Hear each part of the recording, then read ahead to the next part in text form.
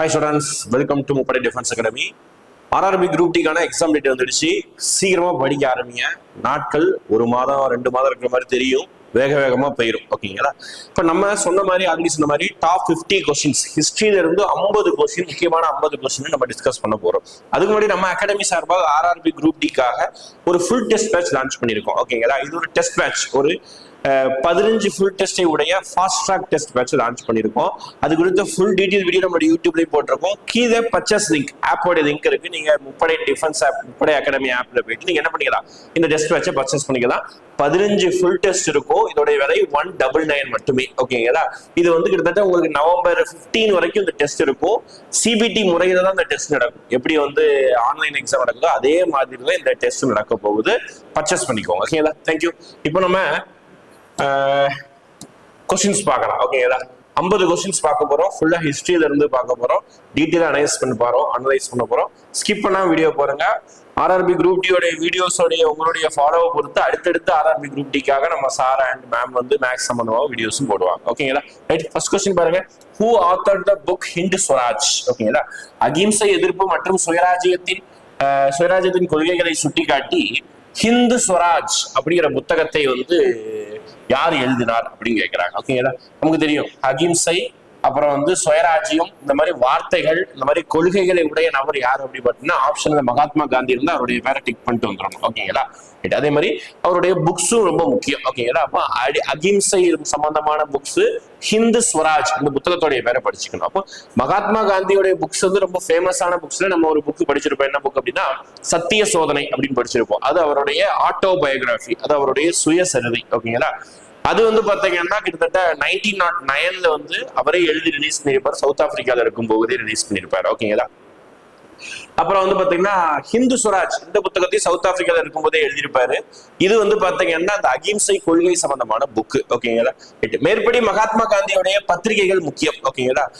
Young India, Indian opinion, அதுக்கப்புறம் பாத்தீங்கன்னா நவஜீவன், ஹரிஜன், இந்த மாதிரி பத்திரிகைகள், நியூஸ் பேப்பர்ஸை அவர் ரிலீஸ் பண்ணியிருக்காரு. சரிங்களா? அடுத்த கொஸ்டின் போலாமா? அடுத்த கொஸ்டின், ஹூ சைன்ட்? அதான் கவனிங்க, இது ஒரு சின்ன கான்செப்ட். அதை சொல்லிட்டு நான் அப்புறம் சொல்லிடுறேன். சரிங்களா?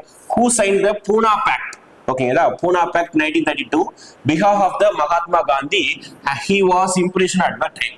அதாவது 1932ஆம் ஆண்டு மகாத்மா காந்தி சிறையில் இருந்த போது அவரது சார்பாக பூனா ஒப்பந்தத்தில் கையெழுத்திட்டவர் யார்? கேள்வி எப்படி இருக்கு பாருங்க. நீங்க பூனா ஒப்பந்தத்தை படிச்சிருப்பீங்க. பூனா ஒப்பந்தம் என்ன ஸ்டோரி நான் சொல்லிடுறேன். ஓகேங்களா? அப்போ 1932, அதான் கவனிங்க இயர், 1932ல பிரிட்டிஷ் பிரதமர் ஒரு விஷயத்தை அனௌன்ஸ் பண்றாரு. அதுக்கு பேர் தான் கம்யூனல் அவார்டு அப்படின்னு சொல்லுவாங்க. ஓகேங்களா? வகுப்பு வாரி பிரதிநிதித்துவம். இந்தியாவில தாழ்த்தப்பட்ட மக்களுக்கும் பின்தங்கிய மக்களுக்கான ஒரு இடஒதுக்கீடு மாதிரியான முறை. ஓகேங்களா? சட்டசபைக்குள்ள வருவதற்காக. அதுக்கு பேர் தான் 1932 ஆகஸ்ட் மாசம் ரிலீஸ் பண்ணுவாங்க, கம்யூனல் அவார்டு, வகுப்பு வாரி பிரதிநிதித்துவம். ஓகேங்களா? அப்ப அதை ரிலீஸ் பண்றதுனால என்ன வருதுன்னா, தொகுதி தாழ்த்தப்பட்ட மக்கள் மட்டும்தான் அந்த தொகுதி நடிக்கணும் இருந்தது. ஆனா இதை வந்து காந்தி, காங்கிரஸ் சேர்ந்த சம் நபர்கள் வந்து எதிர்த்தாங்க. ஆனா அம்பேத்கர் இதுக்கு ரொம்ப சப்போர்ட்டிவா பேசியிருந்தாரு. காந்தி எதற்காக எதிர்த்தாருன்னா, இது இந்தியாவுக்குள்ள ஒரு பிரிவினை ஏற்படும் அப்படின்னு சொல்லி காந்தி எதிர்த்தாரு. அப்புறம் காந்தி இதை எதிர்த்து, இந்த விஷயத்தை எதிர்த்து காந்தி சாகும் வரை உண்ணாவிரதம் இருந்தார். ஓகே, ஜெயிலுக்குள்ள சிறையில் இருந்தார் அப்ப காந்தி. ஓகேங்களா? அதனால அம்பேத்கர் மேல ரொம்ப பிரஷர் ஆனதுனால அம்பேத்கர் வந்து காந்தி கிட்ட சமரசம் பேச வராங்க. இப்ப காந்தி அம்பேத்கர் சமரசம் பேசுறாங்க. அப்ப நமக்கு கவர்மெண்ட் கொடுத்தது 71 சீட்டு கொடுத்திருக்கும். ஓகேங்களா? தாழ்த்தப்பட்ட மக்களுக்காக தனி தொகுதி மாதிரியான ஒரு கான்செப்ட் 71 சீட்டு கொடுத்திருக்கும். அப்ப காந்தி என்ன சொல்வார்னா, இல்ல நாங்க உங்களுக்கு தனியா இன்க்ரீஸ் பண்ணி, அவங்க சொன்ன கான்செப்ட் வேணாம், காங்கிரஸ்குள்ளேயே தாழ்த்தப்பட்ட மக்களுக்கு இடஒதுக்கீடு கொடுக்குறோம், மொத்தம் 148 சீட்டை நாங்க கொடுக்குறோம் அப்படின்னு சொல்லிட்டு கொடுப்பாங்க. இந்த நம்பர்ஸ் ரொம்ப முக்கியம், நோட் பண்ணி வச்சுக்கோங்க. சரிங்களா? அப்போ கவர்மெண்ட் கொடுத்தது வேணாம் சொல்லிட்டு பூனா ஒப்பந்தம் என்னைக்கு சைன் பண்ணாங்க கேட்கலாம். செப்டம்பர் 24 டேட்டோட படிச்சுக்கோங்க. சரிங்களா? கேட்கலாம். செப்டம்பர் 24 1932 பூனா ஒப்பந்தம் சைன் பண்ணாங்க. யாரும் இதை பேசினாங்க சொல்லிட்டு சிறையில் இருக்கும்போது காந்தியும் அம்பேத்கரும் பேசினாங்க. ஓகேங்களா? காந்தி, அம்பேத்கர், ரெட்டமலை சீனிவாசன் நிறைய பேர் இருந்திருப்பாங்க. ஓகேங்களா? மெயின் ரோல் வந்து காந்தி அம்பேத்கர் தான். ஆனா பேசி முடிச்சிட்டு வெளியே வந்துதான் இந்த ஒப்பந்தத்தை சைன் பண்ண முடியும். ஆனா காந்தி சிறையில் இருந்ததுனால காந்தி சார்பாக காந்திக்கு பதிலா இந்த ஒப்பந்தத்தை சைன் பண்ணது யாருன்னு கேட்கிறாங்க, பண்டிட் மதன் மோகன் மால்வியா. இவரை படிச்சிருப்பீங்க ஹிஸ்டரியில படிக்கும் போது. இவர் தான் காந்திக்கு பதிலாக பூனா ஒப்பந்தத்தில் கையெழுத்திட்டவர். ஓகேங்களா, சிறைக்கு வெளியே இருந்ததுனால. ஓகேங்களா, யாரு? மதன் மோகன் மால்வியா. ஓகேங்களா, இப்போ மதன் மோகன் மால்வியா பத்தி வேற எங்க படிச்சிருப்போம் அப்படின்னா, இவர் அன்னி பெசன்ட் சம்பந்தமா மதன் மோகன் மால்வியா படிச்சிருப்போம். இவர் வந்து இந்த பனாரஸ் ஹிந்து யூனிவர்சிட்டி கேள்விப்பட்டிருப்பீங்கல்ல, பனாரஸ் இந்து பல்கலைக்கழகம், அதோடைய co founder, one of the founder. இவர் ஒரு ஃபவுண்டர். ஓகேங்களா, காங்கிரஸுக்கு ஐஎன்சி மாநாட்டுல 3 தடவை தலைவராக இருந்திருக்காரு. ஐஎன்சி உடைய காங்கிரஸ் மாநாட்டிற்கு 3 தடவை தலைவராக இருந்திருக்காரு. ஒரு மூத்த தலைவர், விடுதலை போராட்ட வீரர், ஒரு RSS மாதிரியான கொள்கையை உடையவர். ஓகேங்களா, அடுத்து வந்திருக்க. அடுத்து 1918ஆம் ஆண்டு கேதா. ஓகேங்களா, கேதான்னு எழுதணும். ஓகேங்களா, 1918ஆம் ஆண்டு கேதா சத்தியாகிரகத்தின் போது மகாத்மா காந்தியுடன் ஒத்துழைத்த தலைவர் யார் அப்படி கேட்கிறாங்க. Who is the leader collaborated with Mahatma Gandhi கேதா சத்தியாகிரகம் 1918. ஓகேங்களா, இப்போ காந்தி சவுத் ஆப்பிரிக்காவுக்கு போயிட்டு ரிட்டர்ன் இந்தியாவுக்கு வந்த ஆண்டு ரொம்ப முக்கியம், 1915. அதுக்கப்புறம் தான் காந்தியோடைய போராட்டம் இந்தியாவுக்குள்ள ஆரம்பிக்குது. ஓகேங்களா, சவுத் ஆப்பிரிக்கா போயிட்டு ரிட்டர்ன் இந்தியாவுக்கு வந்திருப்பாரு ஜனவரி 9. அப்ப அதுக்கப்புறம் அந்த வருஷமே எந்த போராட்டத்திலும் கலந்து கொள்ளல, அடுத்த வருஷமும் கலந்து கொள்ளல, இந்தியா முழுவதும் சுற்றுப்பயணம் மேற்கொள்றார். அப்ப எப்ப சார் கலந்துகிட்டார் அப்படின்னா 1917 தான் அவருடைய முதல் போராட்டம். ஓகேங்களா, முதல் போராட்டம் என்ன கேட்பாங்க, சம்பரான் சத்தியாகிரகம். அப்ப அடுத்தடுத்த வருஷம் அடுத்தடுத்த போராட்டம். அதை படிப்பதற்கு ஒரு சின்ன ஷார்ட்கட் இருக்கு, ஞாபகம் வச்சுக்கோங்க. கேக் அப்படின்னு சொல்லுவாங்க. ஓகேங்களா, கேக் மட்டும் இதுல போட்டுறேன். ஓகேங்களா, கேக் என்ன சார் ஷார்ட்கட் அப்படி பாத்தீங்கன்னா, முதல் சத்தியாகிரகம் சம்பரான் 1917. C for Champaran. ஓகேங்களா, ஏ ஃபார் அகமதாபாத் ரெண்டாவது. ஓகேங்களா, ரெண்டாவது சத்தியாகிரகம் ஏ ஃபார் அகமதாபாத், அது 1918. அடுத்த கே ஃபார் கேதா, அதுவும் 1918. ஓகேங்களா, இங்க நமக்கு சம்பரான் கன்ஃபியூஸ் ஆகாது. அகமதாபாத் ஃபர்ஸ்ட் வருமா, கேதா ஃபர்ஸ்ட் வருமா, அதுதான் கன்ஃபியூஸ் ஆகும். அகமதாபாத் மில் ஸ்ட்ரைக் அதுதான் ஃபர்ஸ்ட் வரும், கேதா அதுக்கப்புறம் தான் வரும். ஓகேங்களா, அதனாலதான் நான் ஷார்ட்கட் கேக் அப்படின்னு சொல்றேன். வந்து சைலண்ட், அதான் எதுவுமே இல்லை. இந்த 3 போராட்டம் தான் காந்தியோடைய முதன்மை போராட்டம். ஓகேங்களா, சம்பரான் பீகார்ல இருக்கும், அகமதாபாத் வந்து பாத்தீங்கன்னா குஜராத்ல இருக்குது, கேதாவும் குஜராத். இப்ப நம்ம கேதாக்குள்ள வந்துடலாம். ஓகேங்களா, அப்ப கேதா சத்தியாகிரகம் இங்க இருக்குல்ல. எஸ், இந்த கேதா சத்தியாகிரகம் எந்த மாநிலத்தில் அமைந்துள்ளது கேட்கிறா, குஜராத்தில் அமைந்துள்ளது. இது ஒரு பாயிண்ட். இங்க என்ன சார் பிரச்சனை கேதாவில், எதுக்காக காந்தி போய் சண்டை போட்ட பிரச்சனை, போராட்டம் பண்ண சத்தியாகிரகம் பண்ணார் அப்படின்னு பாத்தீங்கன்னா, கேதாவில் மழை பெய்யல, குஜராத் அந்த சைடுல வந்து மழை பெய்யல, மான்சூன் ஃபெயிலியர், மழை பெய்யாதனால மக்கள் வந்து வரி விலக்கு கேட்டாங்க. அப்போ கவர்மெண்ட் வந்து வரி விலக்கு கொடுக்க வேண்டிய இடத்துல இருந்தாங்க, ஆனா கொடுக்க மாட்டேன்னு சொன்னாங்க. மக்கள் போராட்டம் பண்ணாங்க, காந்தி அந்த இடத்துக்கு வந்தாரு. காந்தியுடைய முதல் ஒத்துழையாமை போராட்டம் கூட இதுதான் அப்படின்னு சொல்லுவாங்க. ஓகே, காந்தியுடைய முதல் ஒத்துழையாமை போராட்டம் கூட கேதா சத்தியாகிரகம் தான் அப்படி சொல்லுவாங்க. நான் கோஆபரேஷன் மூவ்மெண்ட், காந்தியுடைய முதல் நான் கோஆபரேஷன் மூவ்மெண்ட் இதுதான். ஓகே, இப்போ காந்தி வந்தாரு, காந்தியை கூப்பிட்டு காந்தி கூட சேர்ந்து சண்டை போட்டது அதெல்லாம் ஞாபகம் வச்சுக்கோங்க. அந்த டைம்ல குஜராத்னாலே ஒரு நபர் தான் பெரிய நபர், யாரு அப்படின்னு பார்த்தீங்கன்னா சர்தார் வல்லபாய் பட்டேல். அவர் தான் குஜராத்ல ரொம்ப ஃபேமஸான ஆள். ஓகேங்களா, அவர் தான் கேதா சத்தியாகிரகத்துல காந்தி கூட சேர்ந்திருப்பாரு. இந்த மாதிரி ஒவ்வொரு போராட்டத்திலையும் ஒவ்வொருத்தரும் சேர்ந்திருப்பாங்க. உதாரணத்துக்கு முதல் போராட்டம் சம்பரான்ல வந்து காந்தியை கூப்பிட்டதே யாரு பார்த்தா ராஜ்குமார் சுக்லா. அவர் தான் காந்தியை கூப்பிட்டுருப்பாரு, சம்பரானுக்கு நீங்க வந்து போராட்டம் பண்ணுங்கன்னு சொல்லிட்டு. நம்ம ரெண்டாவது போராட்டமான அகமதாபாத் வேலை நிறுத்தத்துல அனுஷியா சாராபாய், அவங்க தான் வந்து பாத்துக்கிட்டீங்கன்னா உங்களுக்கு வந்து சப்போர்ட் பண்ணிருப்பாங்க காந்திக்கு. மூணாவது சர்தார் வல்லபாய் பட்டேல். ஓகேங்களா, ரைட். அடுத்த கொஸ்டின் போலாமா? அடுத்த கொஸ்டின் ரொம்ப எளிமையான கொஸ்டின் தான் பாருங்க. சிந்து நாகரிகத்தை சேர்ந்த புகழ்பெற்ற நடன பெண் சிலை dancing girl statue belong to the Indus Valley civilisation என்ன மெட்டீரியலை செஞ்சிருக்காங்க அப்படி கேட்கிறாங்க. எந்த பொருள் பயன்படுத்தப்பட்டது அப்படி கேட்கிறாங்க. ரொம்ப எளிமையான கேள்விதான். சிந்து நாகரிகம் பொறுத்து இந்தியாவுடைய முதல் நாகரிகம். அங்க 2 சிலை கிடைச்சது. இந்த 2 சிலை தான் ரொம்ப முக்கியம். ஒன்னு பூசாரி அரசன் சிலை பிரீஸ்ட் கிங் ஸ்டாச்சு, இன்னொன்னு டான்சிங் கேர்ள் நடன மங்கையின் ஸ்டாச்சு. இந்த 2மே ஒரே ஊர்ல கிடைச்சது. அது எந்த ஊர் அப்படின்னு பாத்தீங்கன்னா மொஹஞ்சதாரோல கிடைச்சது. எந்த ஊர்ல கிடைச்சது? மொஹஞ்சதாரோல கிடைச்சது. ஓகேங்களா, அதுல இந்த நடன மங்கையின் சிலை எந்த உலோகத்தால் ஆனப்பட்டது கேட்பாங்க. வெங்கல உலோகத்தால் ஆனது, பிரான்ஸ் மெட்டீரியலால ஆனது. ஓகேங்களா, அதே மாதிரி இந்த நடன மங்கையின் சிலை எப்படி செஞ்சாங்க அதை கூட கேள்வி கேட்பாங்க. எப்படி செஞ்சாங்க அப்படின்னா லாஸ்ட் வேக்ஸ் முறை அப்படின்னு சொல்லுவாங்க. ஓகேங்களா, அதாவது என்ன அப்படின்னா மெழுகு வார்க்கும் முறையின் அடிப்படையில் இந்த சிலை வந்து உருவாக்கப்பட்டது. ஓகேங்களா, ரைட்டா? 2 பாயிண்ட் சொல்லியிருக்கேன். எங்க கிடைச்சது? இன்னொரு சிலை என்ன சிலை? மாக்கல்ல செய்யப்பட்ட சிலை, அது பூசாரி அரசனுடைய சிலை, மாக்கல் சிலை. ஓகேங்களா, மேற்படி நடன மங்கையின் சிலை அவ்வளவுதான். பாயிண்ட் பொறுத்த வரைக்கும் இவ்வளவுதான். ஓகேங்களா, வெங்கலம் லாஸ்ட் வாக்ஸ். ஓகேங்களா, அடுத்து வந்துருங்க. அடுத்து எந்த மௌரியர் ஆட்சியாளர் பௌத்த மிஷினரிகளை வெளிநாடுகளுக்கு அனுப்பினார்? அதை கவனிச்சுக்கோங்க. Which Mauryan ruler sent the Buddhist missionaries in foreign countries?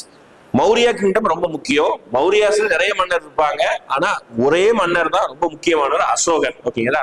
மௌரியாக்கும் புத்த மதத்துக்கும் தொடர்புபடுத்தினா அது அசோகரா தான் இருக்கும். ஆன்சர் அசோகர் தான். ஓகேங்களா? அப்ப அசோகர் தான் இந்தியாவில புத்த மதத்தை மிகவும் பிரபலமடைய செய்தார். ஏன் இந்தியா, என்னை கேட்ட நான் உலகத்துல அப்படிதான் சொல்லுவேன். ஓகேங்களா? அந்த அளவுக்கு அசோகர் தான் வந்து உலக அளவுல உலக அளவுல பௌத்த வம்சத்தை வந்து பிரபலப்படுத்த செஞ்சார். ஓகேங்களா? எடுத்துக்காட்டு அசோகருடைய கான்ட்ரிபியூஷன்ல அசோகர் தான் 3வது பௌத்த மாநாட்டை வழிநடத்தி கொண்டு சென்றிருப்பார். அசோகர் 3வது பௌத்த மாநாடு ஒரு பாயிண்டா. அடுத்து அசோகர் தான் தன்னுடைய வாழ்நாள், இந்த கலிங்க போருக்கு பின்பு அமைதியான பாதையை திரும்பினதுக்கு அப்புறம் தன்னுடைய பொண்ணு தன்னுடைய பையன் 2 பேர், ஓகேங்களா, மகிந்தா சங்கமித்ரா, பையன் பேரு மகிந்தா, பொண்ணு பேரு சங்கமித்ரா, இவங்க 2 பேரையும் இலங்கைக்கு அனுப்பியிருப்பாரு அசோகர். எதுக்காக அனுப்பியிருப்பாரு? கைப்பற்றுவதற்காக கிடையாது, பௌத்த மதத்தை பரப்புவதற்காக அனுப்பியிருப்பார். ஓகேங்களா?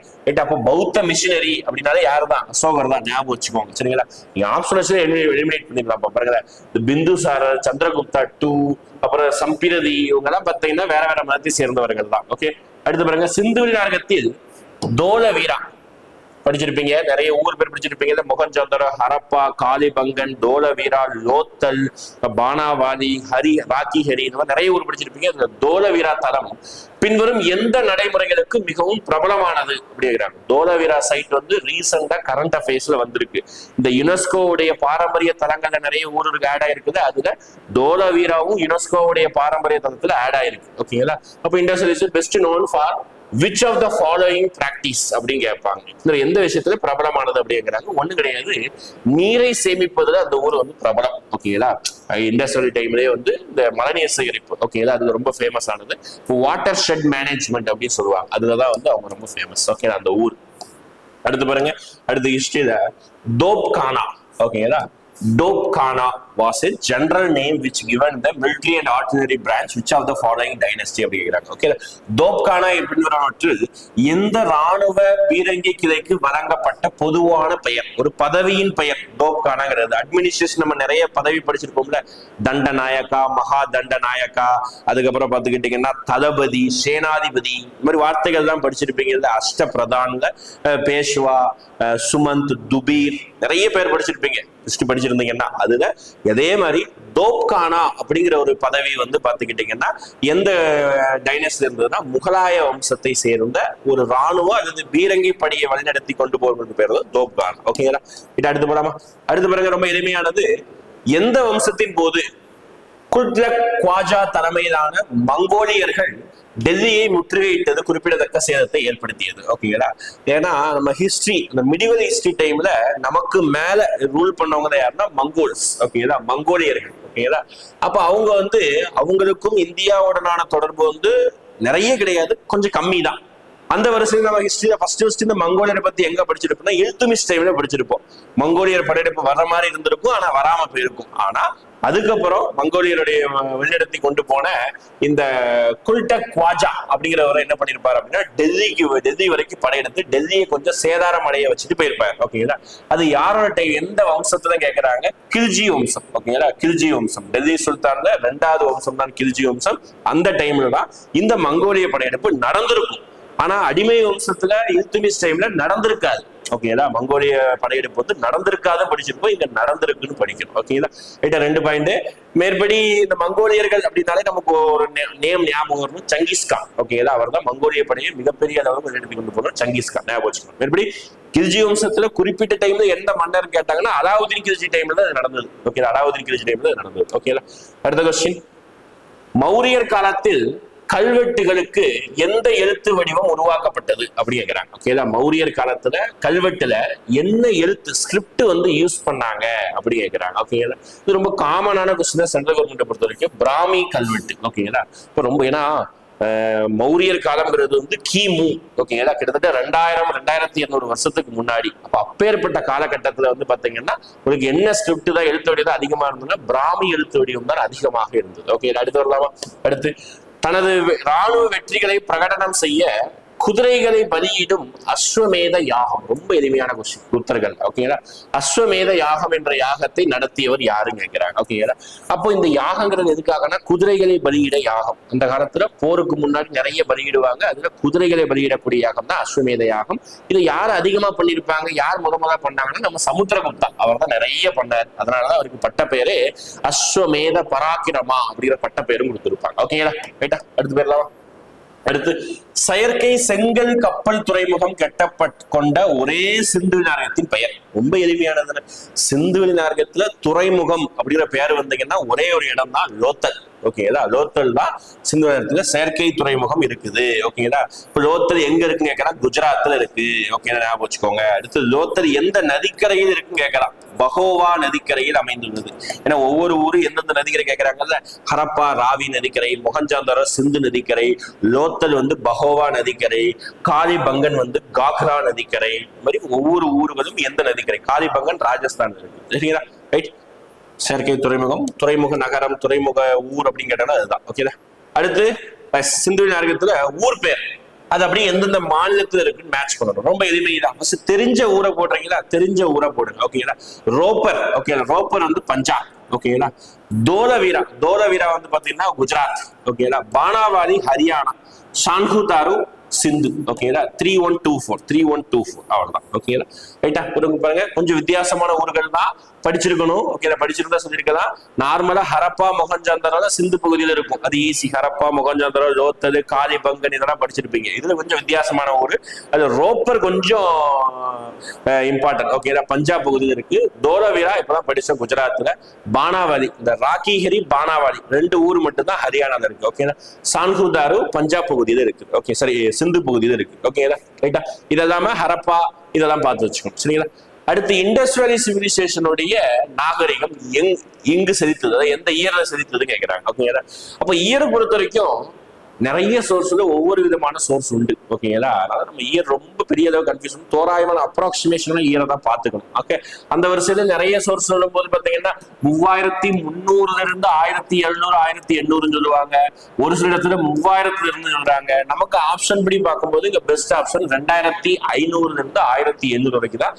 பிசிஇ தான் இயர், கிமு தான் இயர் சொல்லணும். ஓகே கிபி கிடையாது, கிமு தான். 2500 to 1800 தான். ஓகேங்களா இண்டஸ் வேலி சிவிலைசேஷன். அடுத்து பாருங்க அடுத்து ரொம்ப ஒரு பில்டிங் ஆர்கிடெக்சர் சம்பந்தமான கொஸ்டின். ஓகேங்களா அஜ்மீர் ஒரு சில அந்த 50 கொஸ்டின் நான் ஒரு சில கொஸ்டின் வந்து ரீசெண்டா கேட்ட என்டிபிசில இருந்து எடுத்திருக்கேன். சரிங்களா ஒரு சில கொஸ்டின் வந்து ரீசெண்டா கேட்ட என்டிபிசி எக்ஸாம்ல இருந்து டைரக்டா எடுத்திருக்கேன். அப்ப அந்த அந்த அந்த லெவலுக்கு தான் உங்களுக்கும் வருது. ஓகேங்களா அஜ்மீரில் உள்ள அதை தின்கா ஜோப்ரா அந்த அந்த மசூதி வந்து அது எந்த வம்சத்தில் கட்டப்பட்டது அப்படிங்கிறாங்க. அப்போ ஒரு சில மசூதிகளுடைய பெயர்கள் வந்து ரொம்ப முக்கியம். ஓகே நிறைய மசூதி பெயர் இருக்கு. நிறைய நமக்கு தெரிஞ்சது தாஜ்மஹால், ஜும்மா மசூதி, செங்கோட்டை இதெல்லாம் ஃபேமஸ் ஆனது, எல்லாருக்குமே தெரியும் ஊருக்குள்ள. ஓகேங்களா கொஞ்சம் டெக்னிக்கலா படிச்சவங்களுக்கு தெரியணும்னா டெல்லி சுல்தான்ல முதலாக கட்டப்பட்ட மசூதி அப்படின்னா என்னது குவாத் உல் இஸ்லாம், அது டெல்லியில.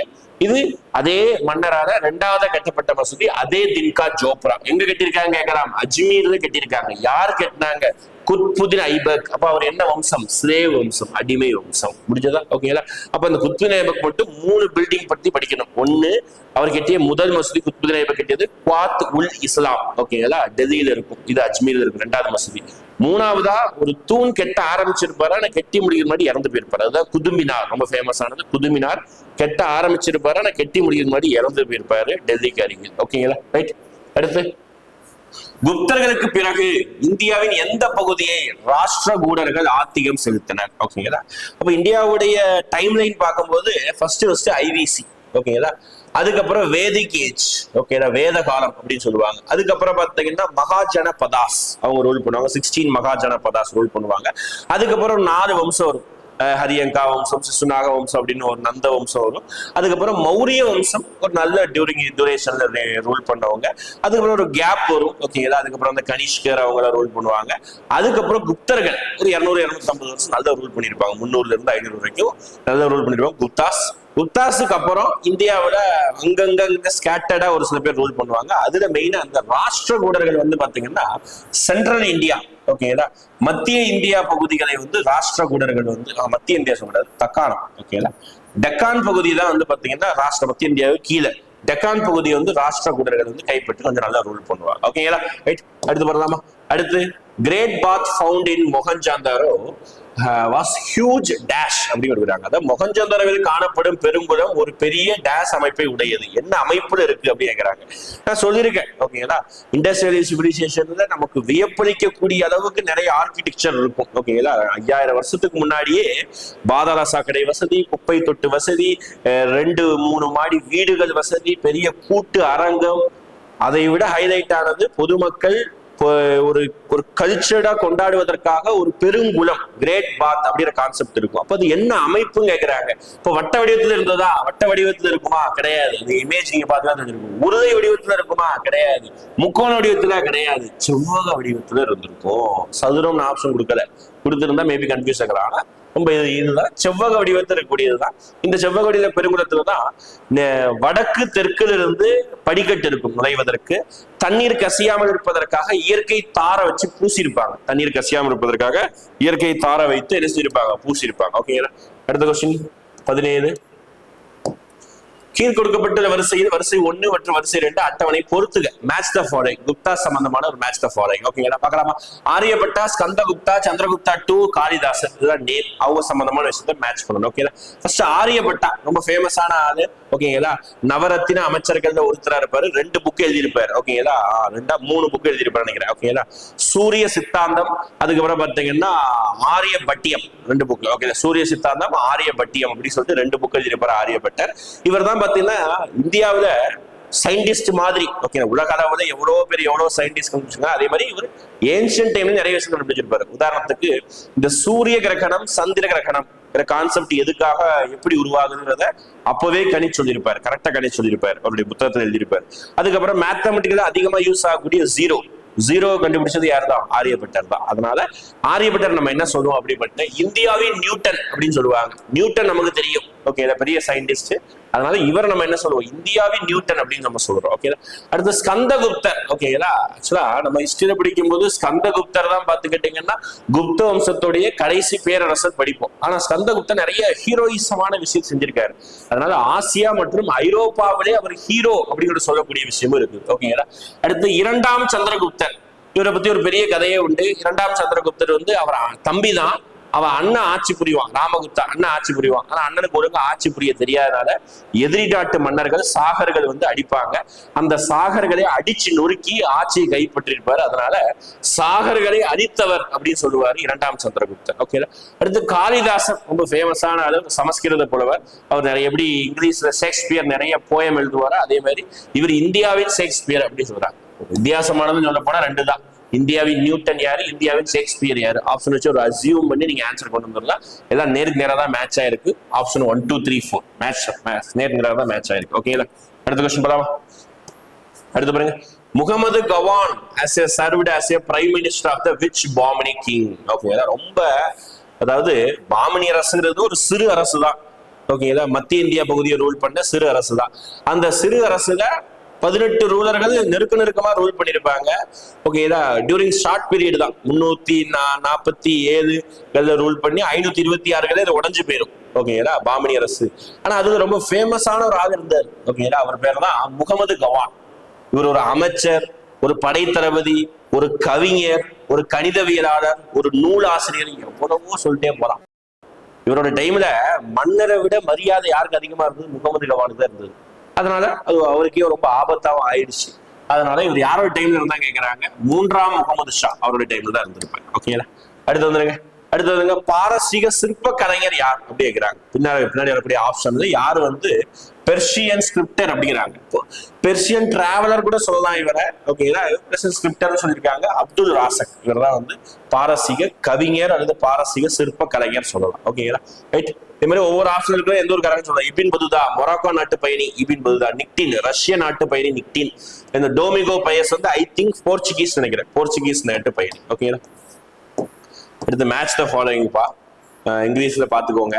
இது என்ன அப்படின்னு பாத்தீங்கன்னா நம்மளுடைய மராத்தாஸ் இருக்காங்கல்ல, மராத்தாஸ் சிவாஜி ரூல் பண்ணியிருப்பாரு. ஆஃப்டர் சிவாஜி, அந்த சிவாஜி முடிஞ்சதுக்கு அப்புறம் பேஷ்வாக்கள் ரூல் பண்ணுவாங்க. பேஷ்வாக்களும் ரூல் பண்ணதுக்கு அப்புறம் 1761 கரெக்டா சொல்லணும்னா 1761 தேர்டு பானிபட் போர் நடக்கும். ஓகேதா, மூன்றாவது பானிபட் வார் வந்து நடக்கும், பேட்டில் நடக்கும். அந்த பேட்டில் வந்து பாத்தீங்கன்னா ஆப்கானிஸ்தானை சேர்ந்த மன்னர் வந்து கண்ணா அப்படின்னா அடிச்சு நொறுக்கிடுவார். ஓகேதா, மராத்திய வம்சமே முடிஞ்சு போச்சுக்கிற அளவுக்கு வந்துடும். அதனால அவங்க ஒற்றுமையின்மையின் காரணமாக அவங்க ஏதாவது தனித்தனியா குடும்பங்களாக பிரிஞ்சு போய் ஒவ்வொரு பகுதியை ரூல் பண்ணாங்க. அதை பத்தி தான் மேட்ச்ல ஃபாலோ கொடுத்துருக்காங்க. அப்போ கெய்க்வாட், அதை கவனிச்சுக்கோங்க, கெய்க்வாட் எந்த பகுதியை ரூல் பண்ணாருங்க கேட்பாங்க. அப்போ கெய்க்வாடு பார்த்தீங்கன்னா நம்ம பரோடா பகுதியை ரூல் பண்ணாரு. ஓகேங்களா, அந்த ஃபேமிலி வந்து பரோடா பகுதி. ஓகேங்களா, போன்ஸ்லே வந்து பூனேக்கு, சரி பூனே கிடையாது, போன்ஸ்லே வந்து நாக்பூருக்கு. ஓகேங்களா, பேஷ்வா தான் பூனே, சிந்தியா குவாலியர். ஓகேங்களா, 2341 2341 சி. ஓகேங்களா, நீங்க ஷார்ட் வச்சு ஞாபகம் வச்சுக்கோங்க. உதாரணத்துக்கு நாக்குல போன் கிடையாது, நம்ம நாக்குல எலும்பு இருக்கா, நாக்குல போன் கிடையாது, இப்போ நாக்பூர் போன்ஸ்லே. ஓகேங்களா, பேஷ்வா பூனே, பேப்பு இந்த மாதிரி ஞாபகம் வரும், பிபிலே வரும். ஓகேங்களா, கெய்க்வாட், நம்ம கெய்க்வாடு பேரை பார்த்தா ஞாபகம் வரும், கிரிக்கெட் பேரை, கிரிக்கெட் யாராவது ஃபேன்ஸ் தெரிஞ்சிருக்கும், சிஎஸ்கேல ருத்ராஜ் கெய்க்வாட், இன்னும் அடி பேரு. அப்போ அந்த சிஎஸ்கே டீம்ல ருத்ராஜ் கெய்க்வாடு வந்து தமிழ்நாட்டுக்கு வந்து புரோட்டா சாப்பிட்டாரு ஞாபகம் வச்சுக்கோங்க. இப்போ கெய்க்வாடு புரோட்டா, பரோடா. ஓகேங்களா, ஊர் பேருக்காக. சரிங்களா, அடுத்து வந்து ஹுமாயூனின் வாரிசு, அவங்களே சொல்லிட்டாங்க பாருங்க, ஹுமாயூனின் வாரிசு அப்படின்னு சொல்லிட்டாங்க. டேஸ் ஆவர், அவருடைய தந்தை இறந்த போது அவருக்கு 13 வயது தான் அப்படின்னு சொல்றாங்க. இப்போ ஈஸி, ஃபர்ஸ்ட் இந்த 2 வார்த்தையிலேயே வந்து நம்ம என்ன பண்ணிடலாம், ஆன்சர் கண்டுபிடிச்சிடலாம். ஏன் அப்படின்னா முகல் டைனஸ்டியில மொத்தம் 6 பேர் தான் பெரிய அளவுக்கு ரூல் பண்ணியிருப்பாங்க. அவங்க 6 பேரையும் வரிசை படிப்பதற்காக நான் ஷார்ட்கட்டை சொல்லியிருப்பேன். அதுதான் என்னது, பாஷா.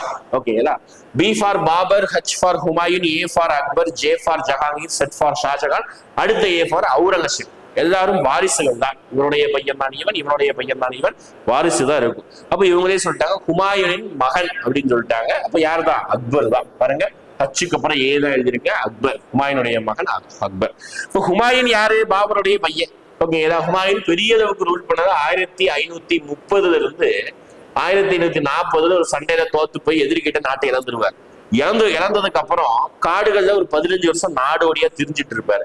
அப்படி நாடோடியா திரிஞ்சிட்டு இருக்கக்கூடிய வேலையில தான், குடும்பத்தோட தான் திரிஞ்சிட்டு இருக்காரு, வேலையில தான் அவருக்கு பையன் பிறந்திருப்பான், பையன் பிறந்திருப்பான், அவன் தான் அக்பர். ஓகேங்களா, 1842 அமரக்கோட்டை பகுதியில வந்து பிறந்திருப்பாரு அக்பர். ஓகேங்களா, அப்ப அந்த அக்பர் தான் திருப்பி அப்ப ஆட்சிக்கு ஏறுவாரு. ஆனா ஆட்சிக்கு ஏறின அடுத்த வருஷமே ஹுமாயூன் இறந்து போயிருப்பாரு. ஓகேங்களா, ஆனால அக்பர் சின்ன பையனாக இருந்தாலும் பரவாயில்லன்னு சொல்லிட்டு மன்னராகி இருப்பாங்க. 13 வயதில் மன்னரானவர். ஓகேங்களா, 13, 14, 2 வயசு இருக்கும். சரிங்களா, அடுத்து பாதுஷா நாமா என்பது யாருடைய வாழ்க்கை வரலாறு ஆகும் அப்படின்னு சொல்றாங்க. ஓகேங்களா, நான் சொன்னது அந்த முகலாய டாபிக்ல பாஷா, அந்த எல்லா மன்னர்களுக்குமே புக்கு உண்டு. பாபருக்கு பாபர் நாமா, ஹுமாயூனுக்கு ஹுமாயூன் நாமா, அக்பருக்கு அக்பர் நாமா, ஜஹாங்கீருக்கு ஜஹாங்கீர் நாமா. ஓகேங்களா, இந்த ஷாஜகானுக்கு ஷாஜகான் நாமா தான், ஆனா வேற மாதிரி அதை எப்படி சொல்லுவாங்க அப்படின்னா பாதுஷா நாமா அப்படின்னு சொல்லுவாங்க. பாதுஷா நமக்கு ஸ்வீட் ஞாபகம் தான் வரும். இங்க பாதுஷா நாமா யாருடைய புத்தகம்னா ஷாஜகானுடைய புத்தகம். மேற்படி ஷாஜகான் சொல்லும் போது ஷாஜகான் தான் செங்கோட்டையை கட்டியவர், தாஜ்மஹாலை கட்டியவர், ஜும்மா மசூதியை கட்டியவர், மோத்தி மசூதியை கட்டியவர், நிறைய மசூதிகளையும் ஆர்கிடெக்சரையும் கட்டியிருக்காரு. மேற்படி இதனாலதான் ஷாஜகானுக்கு ஒரு பட்டப்பெயரே உண்டு. என்ன பட்ட பெயர் அப்படின்னு பாத்தீங்கன்னா கட்டிடக்கலையின் இளவரசர். ஓகேங்களா, பிரின்சஸ் ஆஃப் ஆர்கிடெக்ட் அப்படின்னு சொல்லுவாங்க. ஓகேங்களா, ஷாஜகான். ஓகே, அடுத்து வந்துருங்க 23வது கொஸ்டின் பாருங்க. பகவத்கீதையின் தத்துவ விளக்கமான கீதா ரகசியம் என்ற புத்தகம் பின்வரும் தலைவர்களால் எழுதப்பட்டது அப்படிங்கிறாங்க. இப்போ பகவத்கீதைங்கிறது நமக்கு தெரியும், ஹிந்து கல்ச்சர்ல ஒரு ரொம்ப ஃபேமஸான ஒரு புத்தகம். அந்த புத்தகத்தை தழுவி கீதா ரகசியம் ஒரு புக் எழுதியிருக்காங்க. அதை எழுதிய யாருன்னா பால கங்காதர திலகர். ஓகேங்களா, நம்ம விடுதலை போராட்டத்துல ட்ரையோ அப்படின்னு சொல்லுவாங்க. ட்ரையோனா மூவர் அணி. ஓகேங்களா, மிலிட்டன்ட் ரெவல்யூஷன்ல அந்த என்ன சொல்லுவாங்க அப்படின்னா 3 பேர், லால், பால், பால் அப்படின்னு சொல்லுவாங்க. இந்த 3 பேரும் ஒரு ஃபேமஸ் ஆனது. யாரெல்லாம், லால், பால், பால்.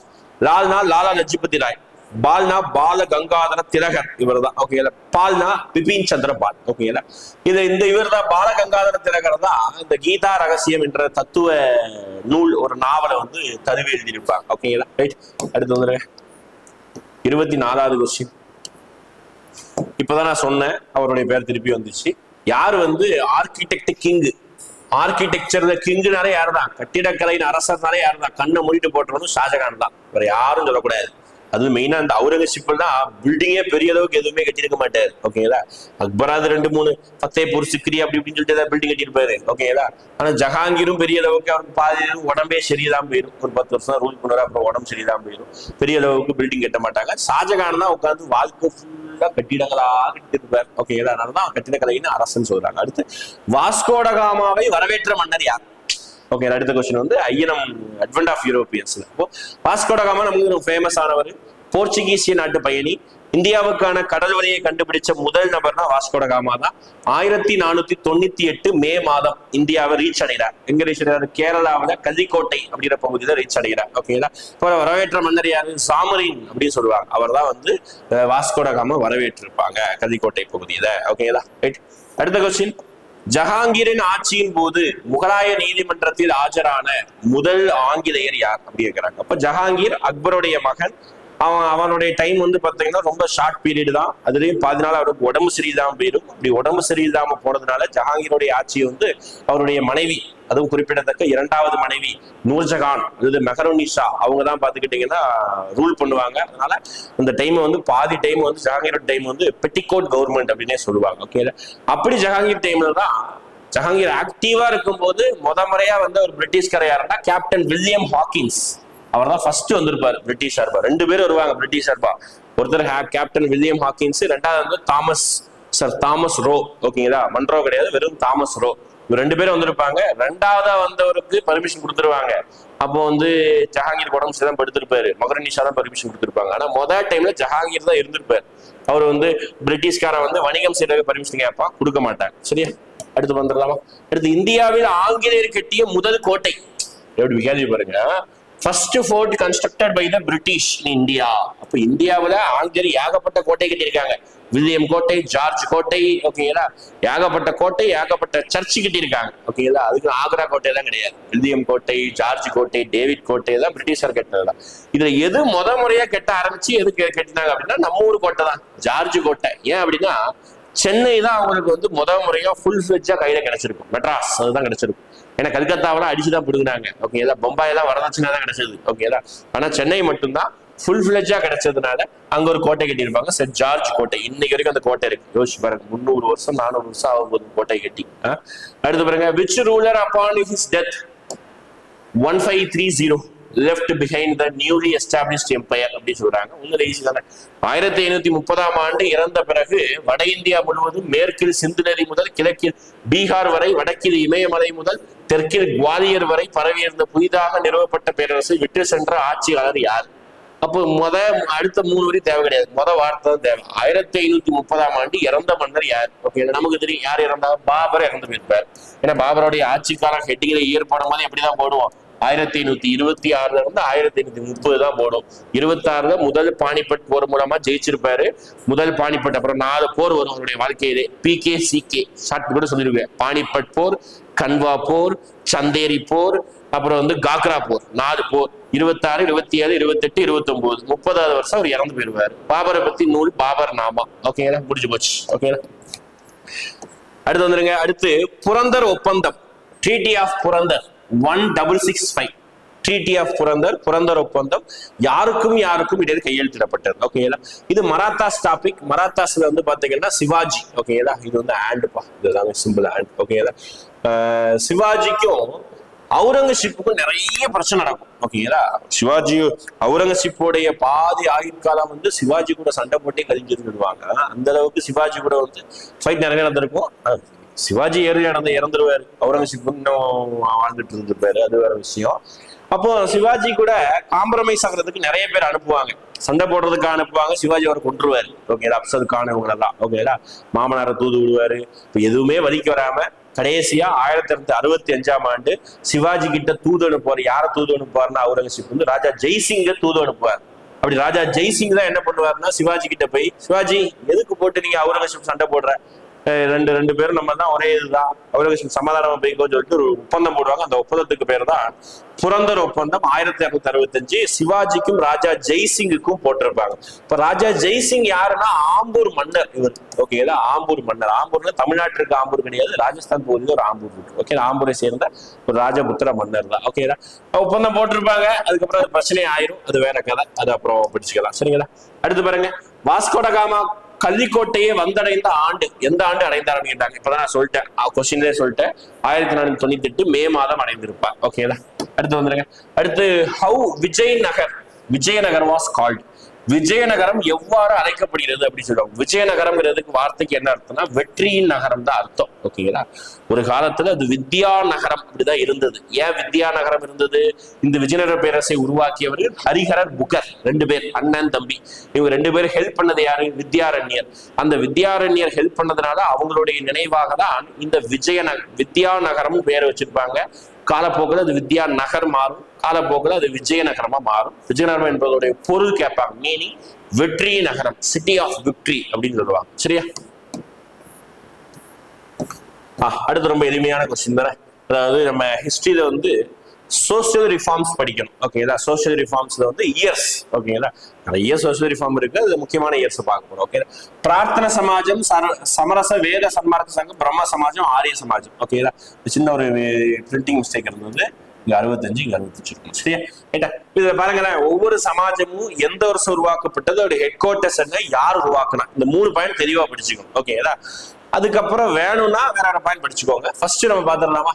ஃபர்ஸ்ட் பாருங்க, சிம்பார்ட்டன்ல இருந்து வரலாம். பிரம்ம சமாஜம் தான் இந்தியாவில் தொடங்கப்பட்ட இந்த மாதிரி இயக்கங்கள்லேயே முன்னோடியான இயக்கம், முதல் இயக்கம். அதுதான் ஃபர்ஸ்ட் வரணும். ஓகே, பிரம்ம சமாஜம் தான் 1828 மே, ஓகே சார், 1828 உருவாக்கியிருப்பார். ராஜாராம் மோகன் ராய் உருவாக்கியிருப்பார். ஓகேதா? அடுத்து பாத்தீங்கன்னா இந்த சமரச வேத சன்மார்க்க சங்கம் நம்ம ஊர் சங்கம், தமிழ்நாட்டோடைய சேர்ந்த சங்கம், மறக்கக்கூடாது இல்ல. யார்? நம்ம வள்ளலார் ராமலிங்க அடிகளார் அவர் உருவாக்கின சங்கம். ஓகேங்களா? அடுத்து ஆரிய சமாஜம். ஆரிய சமாஜத்தை பொறுத்த வரைக்கும் 1575 தயானந்த சரஸ்வதி உருவாக்கி இருப்பார் ஆரிய சமாஜம். ஓகேங்களா? பிரார்த்தன சமாஜம் ஆத்மராங் பாண்டுரங்கா அவர் உருவாக்கி இருப்பாரு 1867. ஆத்மராங் பாண்டுரங்கா. 4312 ஆப்ஷன்ஸ் சி இருக்கு. ஓகேங்களா? பாத்துக்கோங்க, யார் உருவாக்குனாங்க, யாரு எந்த இயர் உருவாக்குனாங்க, எல்லாமே எதுக்காக அப்படி பார்த்தீங்கன்னா சமுதாயத்தில் நடக்கக்கூடிய ஈவில்ஸ், சோசியல் ஈவில், சமூக சீர்கேடுகளை எதிர்த்து தான் எல்லாமே பண்றாங்க. ஓகேங்களா? அடுத்து வர்றாங்க, who founded பூனா சர்வஜோனிக் சபா. ஓகேங்களா? யார் வந்து நிறைய இயக்கம் பார்த்தோமா, அதுல ஒரு இயக்கம் தான் பூனா சர்வஜோனிக் சபா. எம்ஜி ராணடே, மகா கோவிந்த ராணடே இவர் தான் உருவாக்கி இருப்பாரு. கரெக்டா இயர் கண்டு ஞாபகம், ஐ திங்க் 1870 நினைக்கிறேன். இயர் கொஞ்சம் செக் பண்ணிக்கோங்க. பூனா சர்வஜோனிக் சபா 1870 நினைக்கிறேன், செக் பண்ணிக்கோங்க இயர் மட்டும். ஓகேங்களா? ரைட். அடுத்து பாருங்க, அடுத்து வந்து பிரிட்டிஷ் டைம்ல நிறைய சண்டை நடக்கும். சண்டைனா என்னன்னா சின்ன சின்ன சண்டைகள். ஓகேங்களா? பெரிய சண்டைனா விடுதலை போராட்டம், அது காந்தி, நேரு, சுபாஷ் சந்திர போஸ் இவங்கெல்லாம் போட்டது. அது மிகப்பெரிய அளவுக்கு மேசிவா பீப்புள் வருவாங்க. சின்ன சின்ன சண்டைனா லோக்கல் ஏரியாவில் அங்கங்க நடக்கக்கூடிய ரிவோல்ட், ஓகேங்களா, கலகங்கள் அப்படின்னு சொல்லுவாங்க. ஒரு கிராமத்தில் இருக்கக்கூடிய 50 பேர் மட்டும் சண்டை போடுவான். ஓகேங்களா? உங்களுக்காக நான் வரி கட்ட முடியாது, இந்த நிலம் எங்களுக்கு பூர்வமா கொடுத்த நிலம் அப்படின்னு சொல்லுவாங்க. ஓகேங்களா? அதுல ஒரு ஃபேமஸான டயலாக் தான், நிலம் கடவுளுக்கு சொந்தம் அப்படின்னு சொன்னது யாரு, எந்த இயக்கத்தோட? டூடு மியா. ஓகேங்களா? இவர் தான். ஓகேங்களா? இவர் தான் வந்து நிலம் கடவுளுக்கு சொந்தம் அப்படிங்கிற ஒரு வசனத்தை வந்து சொல்லியிருப்பார். ஓகேங்களா? அடுத்து ஷெர்ஷா சூரியின் வாரிசுகளை, ஓகேங்களா, ஷெர்ஷா சூரியின் வாரிசுகளை தோற்கடித்து 1555ஆம் ஆண்டு வாக்கில் தனது இழந்த ராஜ்யத்தை மீண்டும் வெற்றி பெற்ற ஆட்சியாளர் யாரு கேட்கிறாங்க. பாருங்க, நல்லா கவனிச்சுக்கணும். ஹிஸ்டரியில எந்த மன்னருக்குமே இயர் வந்து இப்படி எழுத மாட்டோம். நல்லா கவனிங்க. ஒரு மன்னருக்கு நான் இயர் எழுதுறேன், எப்படி இயர் எழுதுறேன் பாருங்க, 1530 இருந்து 1540, கமா 1555 இருந்து 1556. இப்படி எந்த இயருக்கும் ஹிஸ்டரி நம்ம இயர் படிக்க மாட்டோம். ஓகே, நம்ம படிச்ச மன்னர்கள் இவருக்கு மட்டும் தான் இப்படி படிப்போம். ஏன் அப்படின்னா குறிப்பிட்ட இயர் ரூல் பண்ணியிருப்பாரு. லாஸ்டா கன்னௌசி போர் 40ல அவருடைய ஆட்சி இழந்திருப்பாரு. அதனால 15 வருஷம் நாடோடியா காடுகள்ல மாறுவேடம் போட்டு திரிஞ்சிட்டு இருப்பாரு. மீண்டும் இவர் எதிரி இறந்த உடனே, எதிரினா இவர் தான் ஷெர்ஷா சூர், அவர் இறந்த உடனே மீண்டும் 1855ல தன்னுடைய பகுதியை கைப்பற்றிருப்பாரு. அதுதான் சொல்லியிருக்காங்க. ஹுமாயூன், யாரும் கிடையாது, ஹுமாயூன் தான். அப்போ இந்த இழந்த பகுதிகளை மீண்டும் கைப்பற்றினார், இந்த மாதிரி வசனம் வந்தாலே ஹுமாயூன் தான். ஓகேங்களா? ரைட்டா? அடுத்து டேஸ் பிரம்மஞான கருத்துக்களை தன்னுடைய நியூ இந்தியா மற்றும் காமன்வெல்த் என்ற பத்திரிகைகளில் பரப்பினார் அப்படின்னு சொல்றாங்க. அப்போ இந்த அமைப்பு ரொம்ப முக்கியம். பிரம்மஞான சபை, தியோசோபிக்கல் மூவ்மெண்ட் அல்லது தியோசோபிக்கல் ஐடியாஸ்.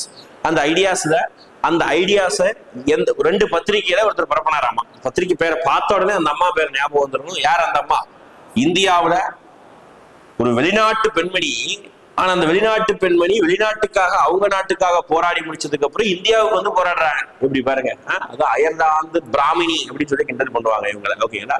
ஏன்னா அயர்லாந்துல இருந்து வந்து இந்தியாவுடைய கலாச்சாரத்தை ஏற்றுக்கொண்டு இந்தியாவுடைய கலாச்சார ஹிந்துத்துவ கலாச்சாரத்தை ஒரு பிரபலப்படுத்துவாங்க. அதனாலதான் இவங்க அயர்லாந்து பிராமணி கூட சொல்லுவாங்க. அப்போ இவர் அயர்லாந்து பெண்மணி ஐரிஷ் மூவ்மெண்ட்ல ஹோம் ரூல் மூவ்மெண்ட் அங்க நடத்துவாங்க. அது சக்சஸ் ஆனதுனால இந்தியாவுக்கு வந்து இந்தியாவிலையும் தன்னாட்சி இயக்கத்தை நடத்துவாங்க. ஓகேங்களா? அப்ப இது இந்தியா நடத்தும் போது 2 பத்திரிகை, ஒன்னு new India, Commonwealth. First Commonwealth தான் நம்ம பத்திரிகை கொண்டு வருவாங்க. 1914 காமன்வெல்த், 1915 நியூ இந்தியா. இது அல்லாம நம்ம ஒரு புக் எழுதியிருப்பாங்க, ரொம்ப முக்கியம், how India what for freedom. ஓகேங்களா? இந்தியா விடுதலைக்காக எவ்வாறு துயருற்றது அப்படின்னு ஒரு புத்தகத்தை எழுதியிருப்பாங்க. ஓகேங்களா? Next question, who is the reforming Luther of Hinduism? Hindu மத சீர்திருத்தத்தின் லூதர் அல்லது லூதர் கிங் யாரு அப்படின்னு சொல்லிட்டு கேட்பாங்க. அப்போ யார் ஃபர்ஸ்ட் இந்த லூதர் கிங் யாரு அப்படின்னு தெரிஞ்சுக்கணும். இவர் வந்து பாத்தீங்கன்னா கிறிஸ்டியன் மதத்துல ஒரு சமூக சீர்திருத்தவாதின்னு நம்ம எடுத்துக்கலாம். ஓகேங்களா? அதே மாதிரி ஹிந்து மதத்துல யார் சமூக சீர்திருத்தவாதி அப்படின்னு கேட்பாங்க. சுவாமி தயானந்தா சரஸ்வதி அவர் தான் பார்த்தீங்கன்னா ஹிந்து மதத்துடைய சமூக சீர்திருத்தவாதி. ஆரிய சமாஜம் என்ற சமாஜத்தை உருவாக்கியவர். இவர் வந்து பாத்தீங்கன்னா இவருடைய இயற்பெயர் பாத்தீங்கன்னா முள் சங்கர் அப்படின்னு சொல்லுவாங்க. இவருடைய இயற்பெயர் வந்து உண்மையான பேர் வந்து முள் சங்கர். இவர் தான் வந்து பாத்தீங்கன்னா ஃபேமஸான ஸ்லோகன் ஒண்ணு இருக்கும். ஓகேங்களா? வேதங்களை நோக்கி செல் அப்படின்னு சொன்னது இவர் தான். ஓகேங்களா? சுத்தி இயக்கம், சுங்கத்தான் இயக்கம், யாரெல்லாம் ஹிந்து ஒரிஜினலா ஹிந்துல இருந்து கிறிஸ்டியன் முஸ்லீமா மாறினாங்களோ திருப்பியும் அவங்களுடைய தாய் மதத்துக்கே கொண்டு வரக்கூடிய இயக்கம், அது எல்லாத்தையுமே தயானந்த சரஸ்வதி நடத்திருப்பாரு. அவர் தான் இந்தியாவின் மார்ட்டின் லூதர் கிங் அல்லது லூதர் கிங் அப்படின்னு சொல்றாங்க. ஓகே, அடுத்து ரிவோல்ட் பத்தி ஒரு கொஸ்டின் கம்பல்சரி படிக்கணும். Mangal Pandey openly called Indian soldiers to take the revenge against the British. Mangal Pandey இந்திய போர் வீரர்களை அழைத்து ஆங்கிலேயர்களை பழிவாங்க பகிரங்கமாக அழைப்பு கூறிய நாள் என்னைக்கு அப்படின்னு கேட்கிறாங்க. அதாவது நமக்கு தெரியும் ரிவோல்ட் 1857 இந்தியாவுடைய வரலாற்று ரொம்ப முக்கியமான ஒரு விஷயம். ஓகேங்களா? இந்தியாவுடைய ஹிஸ்டரிய டேர்னிங் பாயிண்ட் ஆனதே இந்த ஒரு விஷயத்தினாலதான். இந்த ஒரு விஷயம் மட்டும் நடக்கிறேன்னா இந்தியாவுடைய வரலாறு வேற மாதிரி பேசப்பட்டிருக்கும். ஓகேங்களா? படிக்கக்கூடிய மொத்த ஹிஸ்டரியுமே டோட்டலா சேஞ்ச் ஆயிருக்கும். இதை இன்ஸ்பயர் ஆகிதான் நம்ம சோல்ஜர்ஸ் நம்ம அடுத்தடுத்த போராட்டம் நடக்குது. இது நடந்ததுனாலதான் நம்மளுடைய அட்மினிஸ்ட்ரேஷன் கம்பெனி கிட்ட இருந்து கிரவுனுக்கு மாறினது. ஓகேங்களா? நிறைய காரணம் இதோட சுத்தி இருக்குது. அப்போ இவர் எதுக்காக சண்டை போட ஆரம்பிச்சாருன்னா, ஃபர்ஸ்ட் இவருக்கு சண்டை போட வச்சா அவருடைய பர்சனல் ரீசன் தான். என்ன ரீசன்? தோட்டா, இந்த தோட்டாக்கள் புல்லட் எல்லாம் எடுக்கிறாங்கல்ல, அதுல பசு மாட்டின் கொழுப்பையும் பன்னியின் கொழுப்பையும் தடவிதான் அந்த தோட்டங்களை தயாரிக்கிறாங்க. அது எங்களுடைய மதத்துக்கு எதிரானது அப்படின்னு சொல்லிட்டு சண்டை போட ஆரம்பிச்சாங்க. அப்பதான் ஓப்பனா வந்து பழிவாங்க செய்யுங்க அப்படின்னு சொன்ன நாள் கேட்கறாங்க. 29 மார்ச் 1857 இப்பதான் ஸ்டார்ட் பண்றாரு மங்கள் பாண்டே. பரக்பூர் அந்த இதுல இருந்துதான் ஐ திங்க் 23வது பட்டாலியன் நினைக்கிறேன், அந்த இடத்துல இருந்து அந்த போராட்டம் தான். ஒரு சோல்ஜர் தான். ஓகேங்களா? ஒரு சீஃபா இருப்பாரு, ஸ்டார்ட் பண்ண சொல்றாரு சோல்ஜர்ஸ் கிட்ட. ஓகேங்களா? பிரிட்டிஷ்க்கு எதிராக. அடுத்த பிறகு டைம் லைன் குரோனாலஜிக்கல் ஆர்டர் பண்ணணும். ஓகேங்களா? கால வரிசைப்படுத்தணும். எது ஃபர்ஸ்ட், எது செகண்ட், எது தேர்டு, எது பார்க்கணும். ஓகேங்களா? தண்டி யாத்திரை. தண்டி யாத்திரை என்னது? உப்பு சத்தியாகிரகம், அதுதான். ஓகேங்களா? அப்போ கதையெல்லாம் அப்படியே கதை மாதிரி படிச்சீங்கன்னா எதுவும் மறக்காது. இயர் ஞாபகம் வைக்க வேணாம், எதுக்கு அடுத்து எது ஞாபகம் வச்சா போதும். இப்போ காந்தி தண்டி யாத்திரை எப்போ ஸ்டார்ட் பண்ணாரு? லாஜிக்கா காந்தி தண்டி யாத்திரை எப்போ ஸ்டார்ட் பண்ணாருன்னா சைமன் கமிஷனுக்கு அப்புறம். அதுக்கப்புறம் தான் சூடு பிடிச்சது போராட்டமே. இப்போ சைமன் கமிஷன் எப்போ? இந்த மாதிரி விஷயத்த ஞாபகம் வச்சுக்கிட்டாலே போதும். 27 சைமன் கமிஷன் அப்பாயின்ட் பண்ணிருப்பாங்க. அப்ப அதுக்கப்புறம் தான் 1930 மார்ச் மாசம் தான் ஸ்டார்ட் பண்ணிருப்பாங்க. அது பர்டிகுலர் டேட் சொன்னா மார்ச் 12 நடைப்பயணத்தை ஆரம்பிச்சிருப்பாரு. எங்க இருந்து அப்படின்னா அவருடைய ஆசிரமம் சபர்மதி ஆசிரமத்துல இருந்து ஏப்ரல் 5ஆம் தேதி தண்டி கடற்கரைக்கு போயிருப்பாங்க. ஓகேங்களா? இப்ப டேட் முக்கியம். 24 நாள் போயிருப்பாங்க. 78 பேரோட போயிருப்பாங்க. காந்தி 61 வயசு 241 மைல் நடந்திருப்பாரு. யோசிச்சு பாருங்க, நம்ம எல்லாம் 61 வயசுல நடப்போமான்னு தெரியாது. ஆனா காந்தி அந்த வயசுல 241 மைல்னா கிட்டத்தட்ட 375 கிலோமீட்டர்ப்பா. யோசிச்சு 24 நாள் நடைப்பயணமா போயிருக்காரு தண்டி யாத்திரை. அது 1930. அடுத்து சம்பரான், நம்ம ஃபர்ஸ்டே சொன்னோம், பீகார்ல இருக்கக்கூடியது. காந்தியின் முதல் போராட்டம் 1917. கேக் ஷார்ட்கட் சொன்னோம்ல. அடுத்து கதர் இயக்கம். கதர் இயக்கம்னா சட்டைக்கு போடக்கூடிய கதர், அந்த கதர் கிடையாது. இது கதர் பார்ட்டி, கதர் கட்சின்னு ஒருத்தர் லாலா ஹர்தயால் அவர் உருவாக்குவாரு. ஐ திங்க் 1913 நினைக்கிறேன், 13-12 வரும். ஓகேங்களா? ரொம்ப ஏர்லி.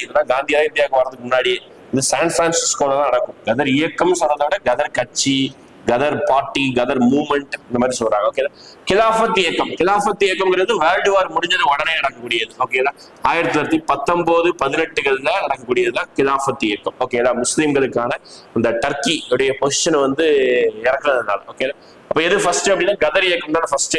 3, அடுத்து 4, அடுத்து 2, அடுத்து 4, அடுத்து 1. ஓகேங்களா, அப்போ 3, 2 எங்க ஆப்ஷன்? 3, 2, 4, 1 D option. புரியுதா? வருஷப்படுத்துறோம் இயரை வச்சு. அடுத்து காங்கிரஸ் உடைய 3வது மாநாடு நடைபெற்ற இடம். கம்பல்சரி இந்த மாதிரி கொஸ்டின் கேட்பாங்க. காங்கிரஸ் பத்தி நல்லா படிச்சுக்கோங்க. காங்கிரஸ் 1885 டிசம்பர் மாசம் 28ஆம் தேதி உருவாக்கப்பட்டது.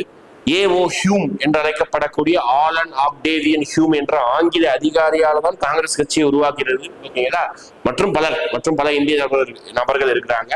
அப்ப இதோடைய முதல் 3 மாநாடு ரொம்பவே முக்கியம். முதல் மாநாடு பம்பாய், 2வது மாநாடு கல்கத்தா, 3வது மாநாடு நம்ம ஊர் மெட்ராஸ் நடைபெற்றது. ஓகேங்களா, இப்ப முதல் மாநாடு தலைவர் யாரு, 2வது தலைவர் யாரு, 3ஐயும் படிச்சுக்கணும், தலைவரையும் படிச்சுக்கணும். ஓகேங்களா, வருஷம் 85, 86, 87 காங்கிரஸ் மாநாட்டுக்கு 87. சரியா?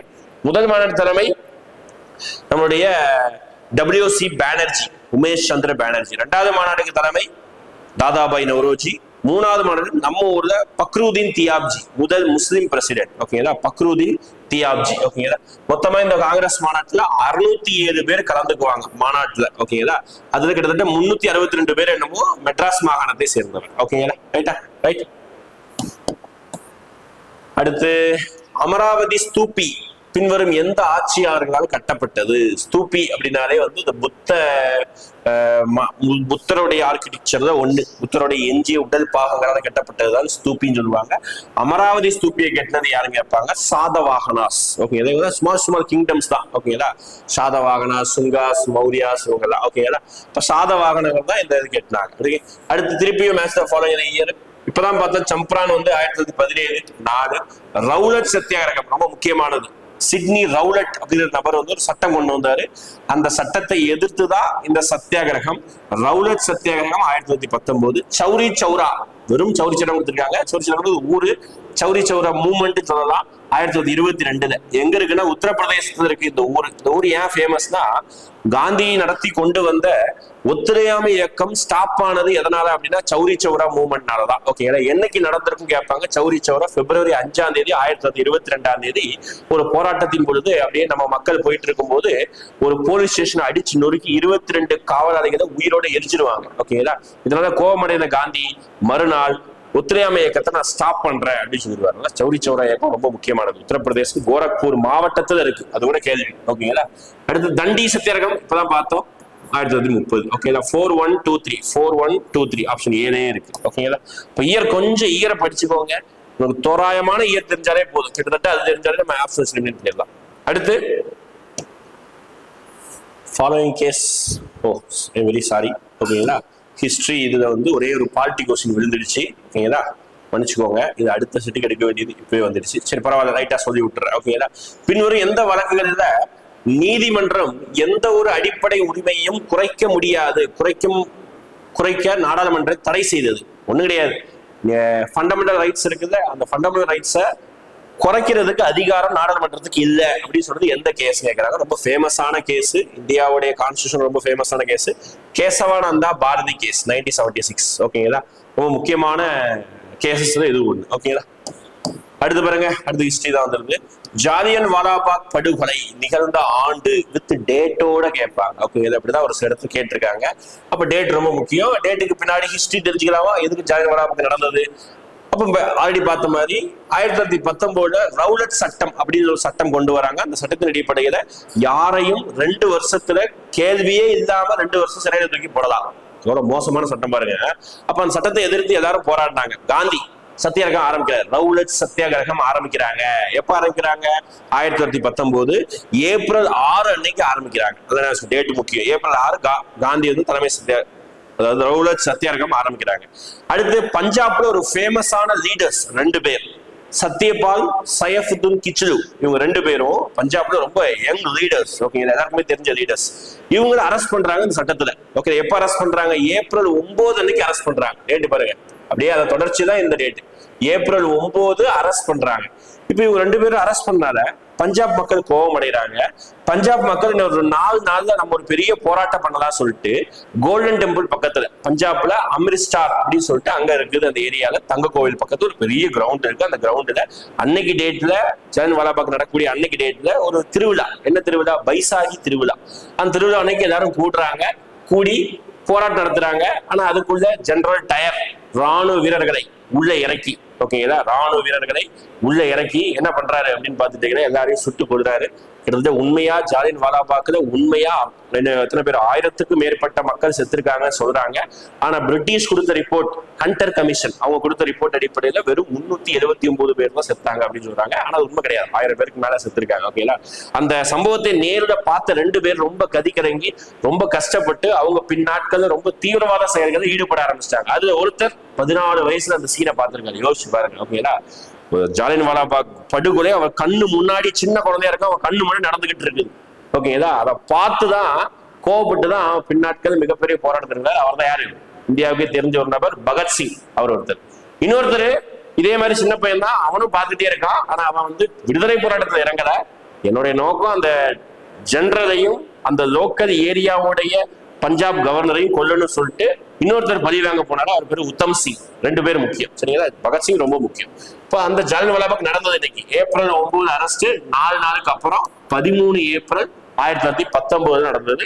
அன்னைக்கு டேட்ல பைசாகி திருவிழா. அதை ஞாபகம் வச்சுக்கணும், பஞ்சாபுடைய பைசாகி திருவிழா. அடுத்து இந்திய தேசிய காங்கிரஸ் கீழ்கண்டவற்றில் எந்த நாளையும் முதல் நாளும் கிடையாதுப்பா. ஓகேங்களா, இண்டிபெண்டன்ஸ் டே எந்த நாளை முதல் சுதந்திர நாளாக கொண்டாட அறிவித்தது? யார் அறிவிச்சது? காங்கிரஸே அறிவிச்சதாமா.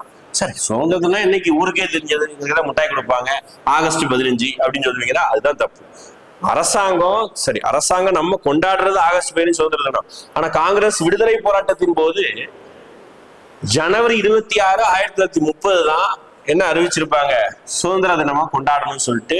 இதுக்கு முந்தின வருஷம் 1929 லாகூர் காங்கிரஸ் மாநாட்டில் ஜவஹர்லால் நேரு வந்து அறிவிச்சிருப்பாங்க. ஓகேங்களா, அதனாலதான் அந்த டேவை நம்ம வந்து குடியரசு தினமாக கொண்டாடுறோம். இது பெரிய கதை. ஓகேங்களா, அடுத்து கத்தியவாரில் சுதர்சனா ஏரியை மீட்டெடுப்பதில் முதன்மையாக அறிவிக்கப்பட்ட மேற்கு சந்திர பிரதேச வம்சத்தை சேர்ந்த ஆட்சியாளர் ருத்ரமன் I. இவர் தான் வந்து இந்த சுதர்சனா ஏரி, குஜராத்ல இருக்கக்கூடிய, குஜராத் கத்தியாவாரில் இருக்கக்கூடிய சுதர்சன ஏரியை மீட்டெட செஞ்சவர் சொல்றாங்க. ஓகேங்களா, அடுத்து ரொம்ப முக்கியமான ஒரு புத்தகம், முக்கியமான நபர் எழுதிய புத்தகம் Why I Am Atheist. ஓகேதா, நான் ஏன் நாத்திகவாதி ஆனேன். நாத்திகம்னா என்னது? கடவுள் மறுப்பை பேசுபவன், கடவுளே இல்லை என்பவன் தான் நாத்திகன். ஓகேங்களா, அப்போ ஒருத்தர் புக் எழுதுறாரு, நான் ஏன் நாத்திகன் அப்படின்னு சொல்லிட்டு புத்தகம், நான் நாத்திகன் ஏன் அப்படின்னு சொல்லிட்டு புத்தகம் எழுதிருக்காரு. யார் எழுதுறது? ஃபேமஸான ஆளு பகத்சிங் தான் எழுதுறாரு. ஓகே, இது எங்க எழுதுறாரு அப்படின்னா பகத்சிங் நான் சொன்ன மாதிரி நேர்ல பார்த்ததுனால ரொம்ப கஷ்டப்பட்டு அவருடைய குரு லாலா லஜபதி ராய் அவரையும் கொன்றுவாங்க. ஓகேங்களா, சைமன் கமிஷன் போராட்டத்தின் போது அவரையும் கொன்றுவாங்க. அவரை கொல்றதுக்காக தான் யார் கொண்டுவாங்கன்னா ஜேம்ஸ் ஸ்கவுட் அப்படின்னு சொல்லிட்டு ஒருத்தர் வந்து தடியடியால அடிச்சு கொள்வாரு. அப்ப அந்த ஜேம்ஸ் ஸ்கவுட்டை நாங்க கொல்லணும் பிளான் பண்ணி இந்த பகத்சிங், அவன் ஃப்ரெண்ட்ஸ் ராஜ்குரு, சுக்தேவ், சந்திரசேகர் இவங்க எல்லாரும் சேர்ந்து அந்த ஜேம்ஸ் ஸ்கவுட்டை கொல்ல போவாங்க. ஆனா தப்பா ஜேம்ஸ் ஸ்கவுட்டை கொல்லணுங்கிற பேர்ல தப்பா ஆளை மாத்தி கொண்டுருவாங்க. சாண்டர்ஸ் அப்படின்னு நபரை மாத்தி கொண்டுருவாங்க. கதை எப்படி எல்லாம் போது பாருங்க, சினிமால வர மாதிரிலாம் கதை இருக்குங்க. சாண்டர்ஸ் மாத்தி கொண்டுருவாங்க. அதுக்கப்புறம் இவங்க கேங்க பிடிச்சிருவாங்க. பிடிச்சு லாகூர் சிறையில போட்டுருவாங்க. யார? நம்மளுடைய பகத்சிங்க. லாகூர் சிறையில இருக்கும்போது 1929 தான் இந்த புத்தகத்தை எழுதுறாரு. நான் ஏன் நாத்திகன் ஆனேன் அப்படின்னு சொல்லிட்டு லாகூர் சிறையில எழுதுறாரு. அடுத்த வருஷமே அவருக்கு தூக்கும் போடுறாங்க, தூக்கு தண்டனையும் போட்டுருவாங்க. 1930 மார்ச் 23 கரெக்டான டேட். ஓகே, மார்ச் 23 பகத்சிங் தூக்கில போடப்படுகிறார். அந்த நாளை நாம தியாகிகள் தினமாக கொண்டாடிட்டு இருக்கோம். சரிங்களா, அடுத்து ரொம்ப ஃபேமஸ், அது ஒரு புக்குனா இந்த புக்கு ரொம்ப ஃபேமஸ் ஆனது, டிஸ்கவரி ஆஃப் இந்தியா.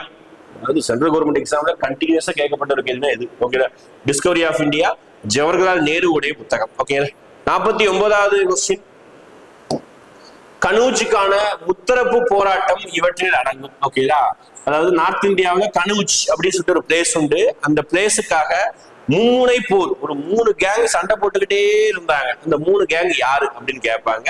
யாருன்னா பாலர்கள், குர்ஜா பிரதிகாரர்கள், ராஷ்டிரகூடர்கள். இவங்க 3 பேர் தான் மும்முனை போர். பாலாஸ், பிரதிஹாராஸ், ராஷ்டிரகூடாஸ். இந்தியா மேப்ல பார்க்கும்போது ஒவ்வொருத்தவங்க ஒவ்வொரு சைடும் சண்டை போடுவாங்க. லாஸ்ட் ஃபைனல் கொஸ்டின் பாருங்க, Vallabhbhai Patel. Vallabhbhai Patel was bestowed the title of Sardar. By the peasants. ஓகேங்களா? வல்லபாய் பட்டேல் வந்து பாத்தீங்கன்னா ஒரு சர்தார்ங்கிற பட்டத்தை வந்து என்னைக்கு கொடுத்திருப்பாங்க அப்படிங்கறத நம்ம பேசணும். ஓகேங்களா? அப்போ நமக்கு தெரியும் சர்தார் வல்லபாய் பட்டேல் இந்தியாவின் இரும்பு மனிதன் சொல்லுவாங்க. அவருக்கு சர்தார்ங்கிற பட்டத்தை கொடுத்தது விவசாயிகள்லாம். எந்த ஒரு விவசாயம் கொடுத்தாங்க அப்படின்னு பாத்தீங்கன்னா பர்தோலி. ஓகேங்களா? பர்தோலி சத்தியாகிரகம் நடைபெறும். அந்த சத்தியாகிரகத்துல வந்து இவர் கலந்துக்குவாரு. ஓகேங்களா? இவர் தலைமையில தான் சத்தியாகிரகமே. அதனால இவருக்கு வந்து சர்தார் அப்படின்னு சொல்லிட்டு அந்த விவசாயிகள் வந்து பட்டத்தை கொடுப்பாங்க. ஓகேங்களா? அதுதான் இந்த சர்தார் வல்லபாய் பட்டேல். ஓகேங்களா? ரைட். 50 கொஸ்டின் குரூப்-டிக்கான ரொம்ப தெளிவான டிஸ்கஷனை நம்ம பார்த்திருப்போம். ரொம்ப பயனுள்ளதா இருக்குன்னு நினைக்கிறேன். உங்களுடைய வியூஸை பொறுத்து அடுத்தடுத்த வீடியோஸ் நம்ம போடுறோம். லாஸ்ட் இறுதியை நடத்துறதுல இருந்து ஒரு 5 கொஸ்டின் கேட்கிறேன். அந்த 5 கொஸ்டின் கமெண்ட் பண்ணிருக்கீங்க. ஓகேங்களா? ஃபர்ஸ்ட் காந்தியோடைய தண்டி யாத்திரை எந்த ஆண்டுங்கிறத கமெண்ட் பண்ணுங்க. ஃபர்ஸ்ட் சிம்பிளான கொஸ்டின் தான். ரெண்டாவது கொஸ்டின், சிந்துவின் நாகரிகத்துல ரோப்பர் அப்படின்னு ஒரு பிளேஸ் பார்த்தோம்ல, ரோப்பர் அந்த பிளேஸ் வந்து எங்க இருக்குது, அதாவது எந்த மாநிலம், கமெண்ட் பண்ணுங்க. ரெண்டாவது கொஸ்டின். மூணாவது கொஸ்டின்,